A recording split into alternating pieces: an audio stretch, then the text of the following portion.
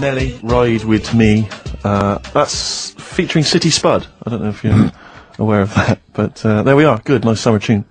Carl, tell Steve what you just told me when Steve was in the toilet then. Right, you know, I'd just been away with my mum and dad and that.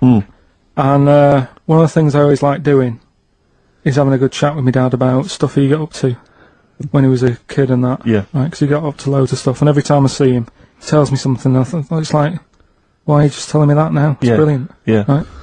So, I mean, to me, he's kind of like Ronnie Biggs or someone. He's just the most extraordinary kind of. Well, this happened, right? I can't remember. There was a delay yesterday. There was problems on the Paddington line, and he was saying, "Oh, trains aren't what they used to be." Sure.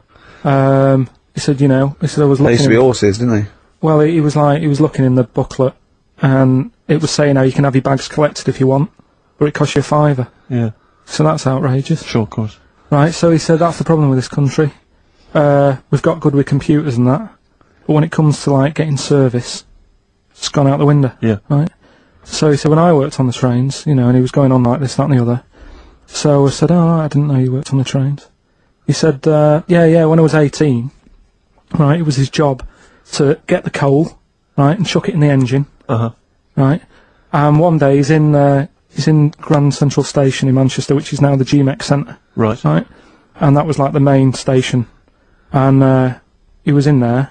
The fella who should have been sort of driving the train, right? He said, "Oh, I'm just nipping to the pub." Sure. So you just stay here, keep the engine topped up and stuff. Yeah. So he's like, "Yeah." For a quick getaway. Yeah. Right? So the fella goes in the pub, and my dad's in there, putting the coal on. He did his bacon and eggs on a little shovel. Yeah. Yeah.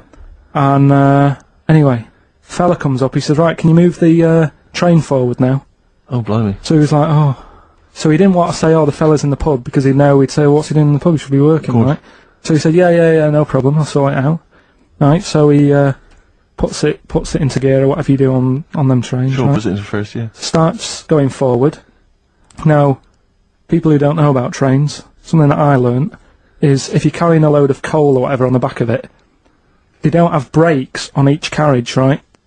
It's only the engine that has brakes on it. So when you pull the brakes on the engine, the whole weight of what it's pulling is pushing you forward. Sure. Right? Yeah. So he doesn't realise this though, because he's just used to cooking bacon and eggs and chucking coal. Of course, and yeah. right? So you've got to slam the brakes on sooner than you would normally. Yeah. Well, you have to anticipate it, I suppose. Yeah. But he didn't know that, so he's pulling in, he's thinking, right, Well, I'll put the brakes on now. Yeah. Right? Puts the brakes on, the train just keeps going, he's going, oh god, it's not stopping. Sure. It ploughs right through the signal box. Right? Loads of damage. Pulling the singles, don't know what to do. Yeah. Loads of damage done. Apparently, if it was today's money, it'd be about £3 to £4 million worth of damage. It shut the station off for 4 weeks. But he didn't lose his job. The fella had lost his job, the one who was in the pub. Yeah. He said the funny thing was, he said like £4 million worth of damage. He did his ankle, his wrist in. He had 3 weeks off sick and got paid. So it's brilliant.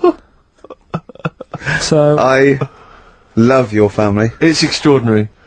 The Pilkinson gene. weird, isn't it? I'd like to see a documentary following you and your family. You'd have to get the family involved. No, the sort of stuff my dad goes on about. They'd never put it on telly.